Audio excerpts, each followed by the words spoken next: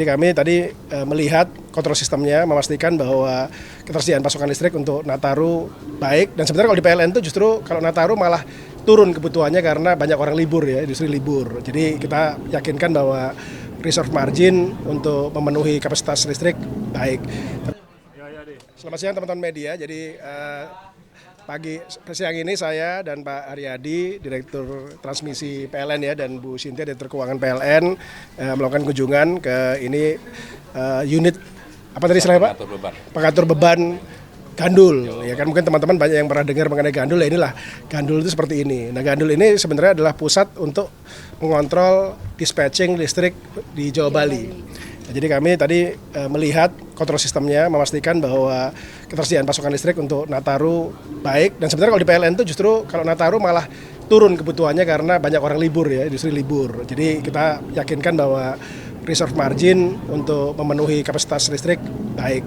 Tapi tadi kami juga bicara sedikit mengenai rencana ke depan RUPTL untuk pembangunan EBT ke depan dan juga membicarakan mengenai berbagai isu termasuk isu keuangan di PLN. Mungkin Pak Haryadi silakan Pak menjelaskan mengenai fungsi daripada gandul ini dan bagaimana perannya dalam kelistrikan. Ya, baik, terima kasih Pak Wamen.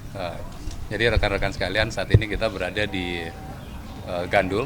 Di sini ada 2 unit PLN, yaitu unit pengatur beban dan unit transmisi.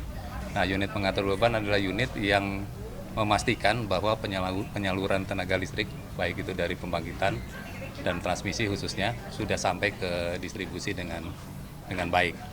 Jadi saat ini kita menyiapkan sistem untuk Jawa Bali, di mana di sini ada sistem 500 kV yang dipastikan penyalurannya sampai dengan transmisi 150 dan 70 kV dengan baik. Untuk Nataru ini, sistem kita khususnya di Jawa Bali ini cukup, jadi cadangan kita mencapai 40% lebih karena beban turun. Jadi beban puncak kita perkirakan hanya 26.000 nanti di Natal dan Tahun Baru, dan cadangannya mencapai sekitar 46.000, jadi sangat cukup untuk itu. Dan untuk pengendalian transmisi, pemeliharaan juga sudah dilakukan. Posko-posko yang terkait dengan kesiapan Natal dan Tahun Baru ada sekitar 4.000-an posko dan sudah dilengkapi dengan peralatan yang cukup. Dan kami yakin bahwa khusus untuk Tahun Baru, karena Natal juga sudah berjalan dengan baik, kita bisa amankan dengan baik. SPKLU mungkin cerita lagi Pak? Ya, untuk SPKLU saat ini kita sudah menyiapkan SPKLU. Kalau kita lihat dari pertumbuhan pergerakan pelanggan, yang sebelumnya mobil di Nataru tahun lalu sekitar 2.700, di tahun ini kita perkirakan menembus angka sekitar 5.600-an. Jadi sekitar 2,5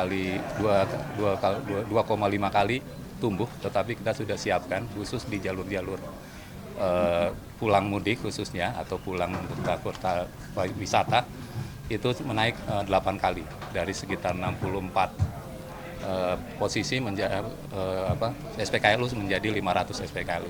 Jadi sudah dipastikan bahwa kita bisa melayani pergerakan EV yang untuk kebutuhan Nataru ini dengan baik. Dan untuk rekan-rekan yang ingin melakukan pergerakan dengan EV jangan khawatir, karena dengan kenaikan 8 kali lipat dari pertumbuhan yang hanya kita perkirakan 2,5, itu akan terpenuhi dengan baik. Pak Tikso, bila tahun lalu challenge dari PLN ini adalah karena cuaca ekstrim, untuk memastikan instalasi dari infrastruktur dari PLN ini aman. Untuk tahun ini apa challenge yang terbesarnya Pak? Ya, memang challenge yang terbesar kalau kita lihat dari BMKG adalah cuaca ya untuk di tahun ini. Jadi kami sudah menyiapkan sejak jauh-jauh hari, khususnya 1 bulan terakhir, bahwa hal-hal yang terkait dengan cuaca, bagaimana potensi-potensi gangguan, dari mulai landslide, kemudian adanya pohon-pohon yang mungkin akan menyentuh jaringan, itu kita inspeksi dan kita lakukan mitigasi seperti pemotongan-pemotongan, dan jaringan-jaringan itu juga sudah kita pastikan jaringan kita aman dari hal seperti itu. Mudah-mudahan kita bisa mengatasi hal itu. Di samping itu juga kita sudah menyiapkan regu untuk melakukan perbaikan-perbaikan jika masih ada dan dalam kenyataannya nanti kejadian. Seperti posko-posko untuk PDKB, pekerjaan dalam kondisi bertegangan, karena bisa jadi kita membutuhkan kegiatan penormalan pada kondisi bertegangan. Mungkin Bu Sinta sedikit mengenai diskon. Ya, personelnya sekitar 10 ribuan ya, itu ada posko sekitar 4 ribuan. Jadi, dan peralatan juga ada. Nanti detail secara peralatannya kita bisa share. Pak, peningkatan transaksi SPKL itu terjadi di daerah mana aja yang paling tinggi, Pak? Dari pemantauan sementara, terutama yang tinggi adalah yang menuju tempat-tempat wisata ya. Jadi kalau di Jawa tentunya yang mengarah ke timur, kalau yang ke arah barat karena tidak banyak tempat wisata itu tidak terlalu banyak. Di Bali kelihatannya peningkatannya cukup. Ya. Karena di Bali ada tempat tujuan wisata ya. Kan ini Bu Sinta cerita sedikit mengenai diskon Bu. Diskon. Ya baik, jadi pada kesempatan kali ini Pak Wamen juga sempat mendiskusikan kepada kita di penghujung akhir tahun ini bagaimana kondisi keuangan PLN dan juga bagaimana kita mengantisipasi di tahun 2025. Nah, alhamdulillah di 2024 kita dapat lalui dengan sangat baik. Jadi kita dengan pengawasan dari Kementerian BUMN juga bisa mengelola keuangan dan insya Allah kinerjanya juga dapat terjaga dengan baik. Dan untuk tahun 2025 nanti ada beberapa tantangan dan barangkali aspirasi yang sudah kita sama-sama dengar bahwa di tahun 2025 akan ada diskon tarif untuk pelanggan di bawah 2.200 di bulan Januari dan Februari. Ini kami sikapi karena ada penurunan pendapatan dari pelanggan sebesar 5 triliun per bulan di Januari dan Februari. Tentu kami harus mengantisipasi tadi arahan dari Pak Wamen bagaimana di PLN aspek keuangannya terus dijaga dan ini dikoordinasikan dengan stakeholders terkait untuk menyikapi kebijakan-kebijakan yang ada dengan sebaik-baiknya. Jadi kami tadi terakhir juga kami tadi diskusi sedikit mengenai RUPTL 2024 yang saat ini sedang dalam proses persetujuan. Nanti rencananya dengan Pak Menteri SDM Pak Bahlil dengan Menteri Keuangan kita akan rapat final mungkin di Januari untuk memutuskan, dan tentunya nanti ini komitmen PLN mulai 2025 nanti untuk mulai secara masif membangun EBT ya.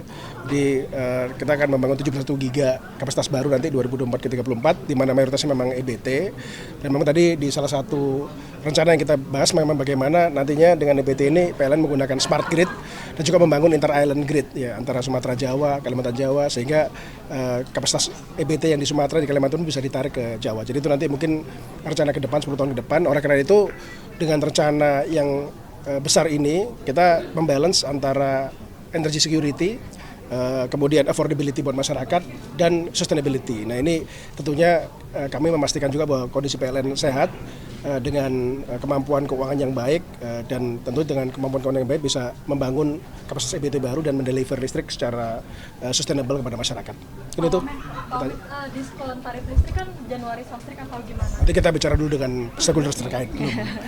Ya, kita bicarakan dengan Pak Menteri yang lain. Ya. Pak Tiko, Gandul ini kan mempasok 70% dari Jawa dan Bali dan wilayah lain yang untuk memastikan bahwa mereka juga karena kalau kita lihat 39 gigawatt ada reserve sekitar 14 nantinya. Kemana itu nanti akan disiapkan? Apakah untuk membantu wilayah-wilayah lain juga atau yang kalau kita lihat kan wilayah lain masih cenderung seperti Bapak sebut tadi Sumatera, Kalimantan juga membutuhkan?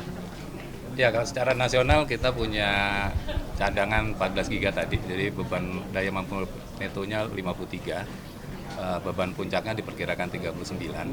Nah, dikarenakan beberapa sistem kan tidak interkoneksi secara langsung, artinya ini masing-masing sudah punya cadangannya sendiri-sendiri.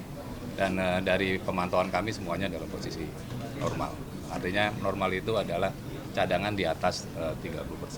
Terima kasih ya.